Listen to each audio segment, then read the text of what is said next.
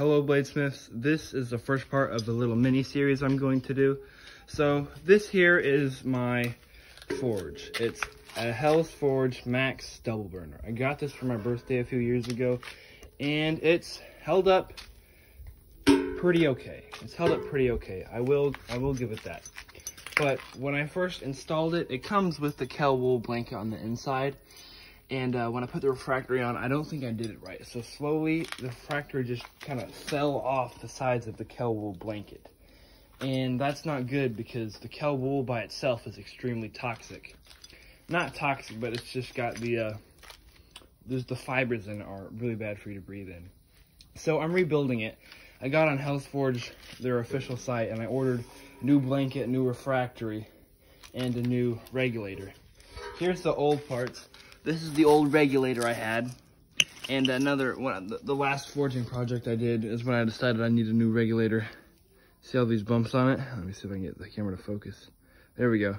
I actually sprung a leak, like a really bad leak. It was spewing propane everywhere, and the end of my forge was blasting out because I was forge welding a tomahawk, and so there was a fire coming out here.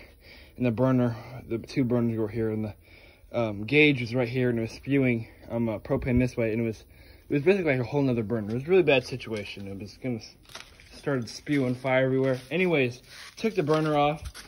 This is the old Kel wool blanket. So I ordered a new one of those, new refractory cement, and a new burner.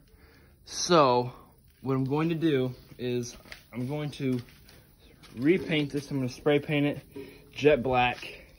And oh, by the way, I thought this is really cool. It comes with a fire brick. This is what it looks like after a few years of using it. There's all kinds of bumps and ridges from molten steel and stuff, from me just overheating stuff, and just rivets and stuff everywhere. It's actually really cool.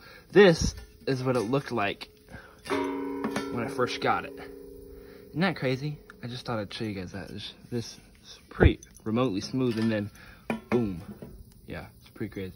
But yeah, I'm probably gonna get I'd probably just go over this where I got all this old cement on here with a wire wheel on a angle grinder, and then just make sure that all your pipes and everything are pretty smooth.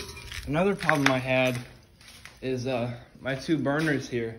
I don't know if you can see this, but on the inside, let me bring it outside.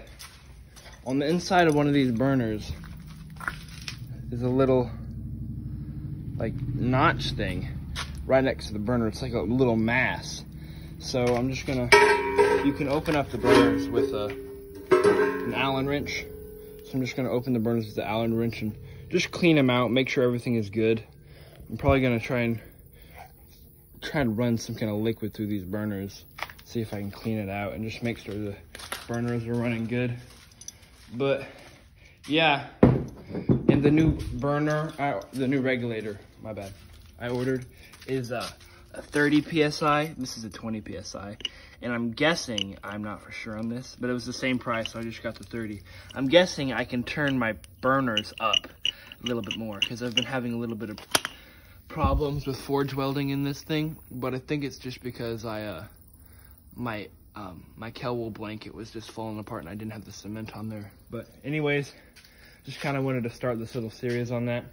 Thank you guys for watching, and I will see you in the next video.